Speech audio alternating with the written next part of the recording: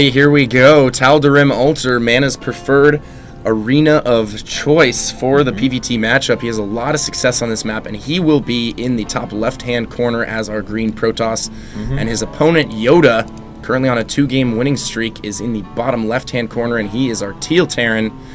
PvT, Tal'Darim.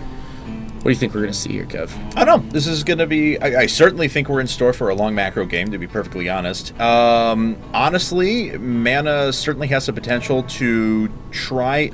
I think it's going to boil down to YoDa's going to try and do early aggression. We've seen that he's an aggressive player in both the games that we've seen so far. He really is. And he wants to hit a timing. So I think we may see Bio right in the beginning of the game force Mana to move into like 2-base Colossus Gateway or something like that. Try and pressure back, and then we'll kind of have a macro game develop from there on out. I think it's largely going to come down to, though, how well Mana can defend against YoDa's aggression. I think in terms of situational spawn, Mana definitely got the upper hand in this particular instance. He does have immediate access to YoDa's natural, and you know, we'll see a player like Naniwa.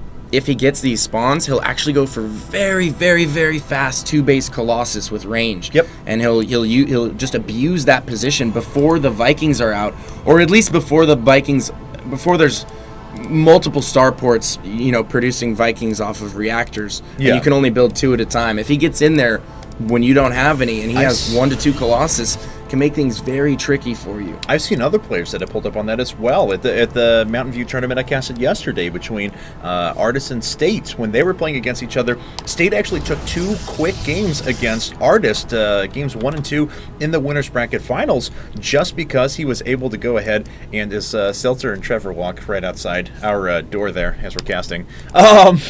But anyway, he was able to take 2 games based off of 2-base Colossus timings. You were exactly right. A lot of times he was doing it with warp prisms to just divert attention to get himself positioning, but he just outright crushed Artist Army twice, even though Artist was trying to play a decent macro game behind a lot of defensive units. Yeah, it's tough. I mean, it's really tough. And I think we're going to see a CC gasless fast expand here out of YoDa. Looks like he's going to drop his CC up there in the corner. Yep. Out of sight, out of mind. It will not be scouted, and he did get that early wall up. You know, I'm really liking YoDa's builds thus far. Yeah, definitely. I mean, a lot of times, you know, players will put that CC within range. It can get scouted by a probe. Yeah, they won't get the second depot right up here, or you know, I mean, just lazy with their building placement. And we always talk about it's the Did it see it? Oh, let's take a look real quick. Oh, I just missed it. Let's see here. No. Nope. Okay. So, and that probe was as tucked into the corner as you could get it. Exactly. Right there. So he doesn't know if it's 1-1-1 or if it's an expansion right now. Exactly. But no, so many players, we talk about those small incremental advantages that actually separate good players from the best players. And every little thing you do like that to give yourself just a small advantage builds over time and makes you into a great player. Absolutely. And as you called out, I've been seeing players, it's weird. 2 weeks ago, I was like, oh man, I haven't seen this in a while. No, but everyone that I've seen recently is going for 4 racks after gasless FE now. Oh, it's great. Yeah. I've always been a proponent of this build. I love it. It just gives you so much control and so many different options.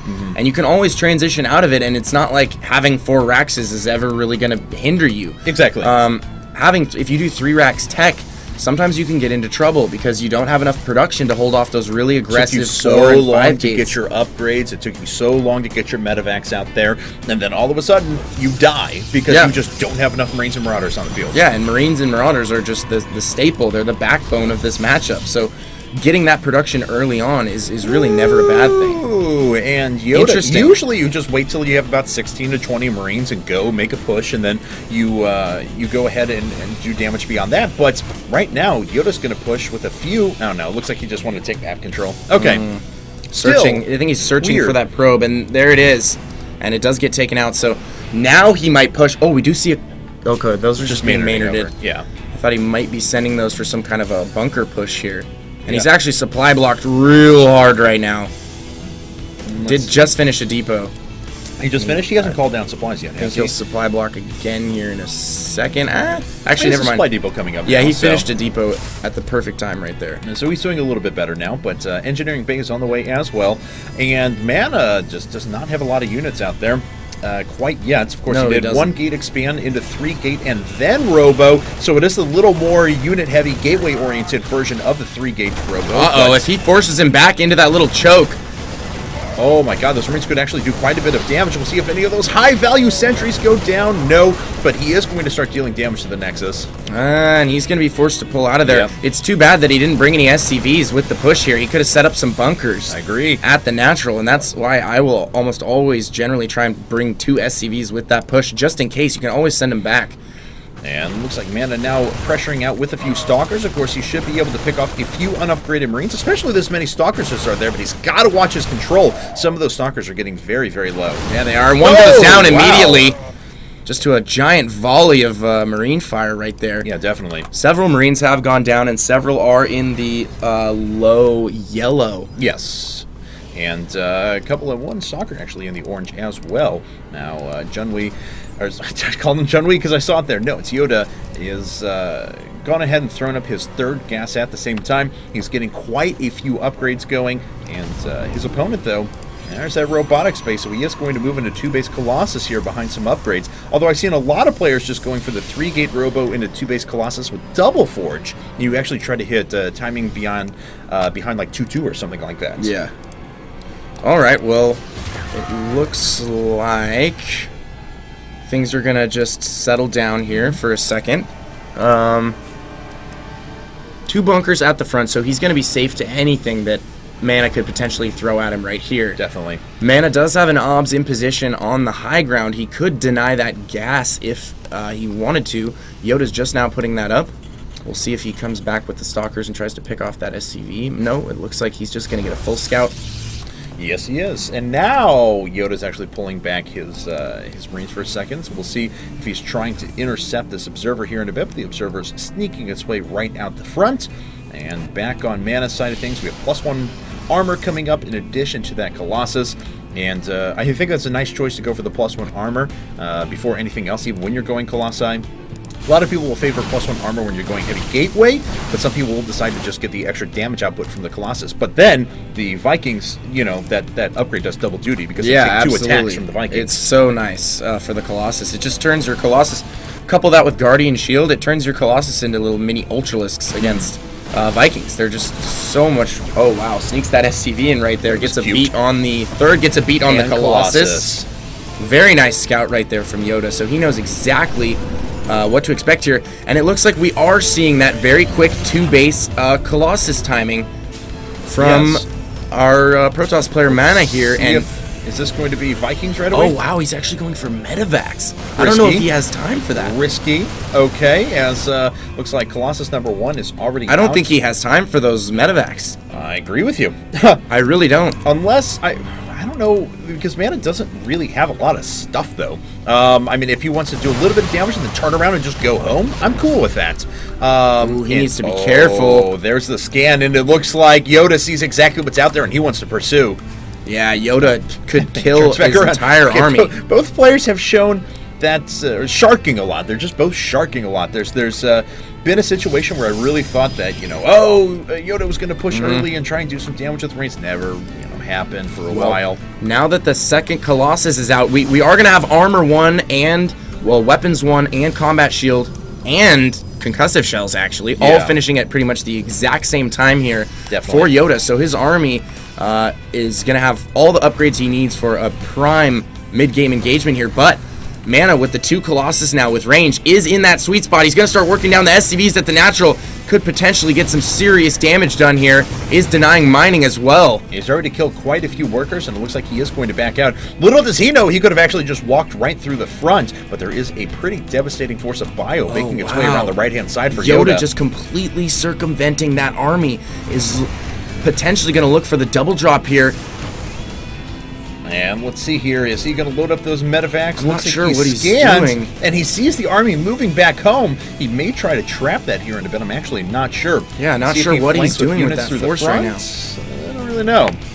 Well, he's certainly, primed to do something. We just don't know what that is. If he wants to pressure, if he's just using that as a potential flank force, not really sure. Pylons coming up everywhere for Mana, though. Yeah, Mana's doing a great job just littering the the field right now with pylons. And there's the double drop, but I think he might have waited on that a little too long, and it actually looks like he's going to fly over that pylon. Yes, he is. It's still, though, yeah, it's Mana should be able to get a read on this. And no, actually moves up a little bit further and out of the vision of the probe. God. Oh. Wow, that's actually fantastic. What's back here now? Nothing. If he drops down and kills 2 pylons right here, he actually takes down 5 gates. Yeah, that's this could be huge for YoDa.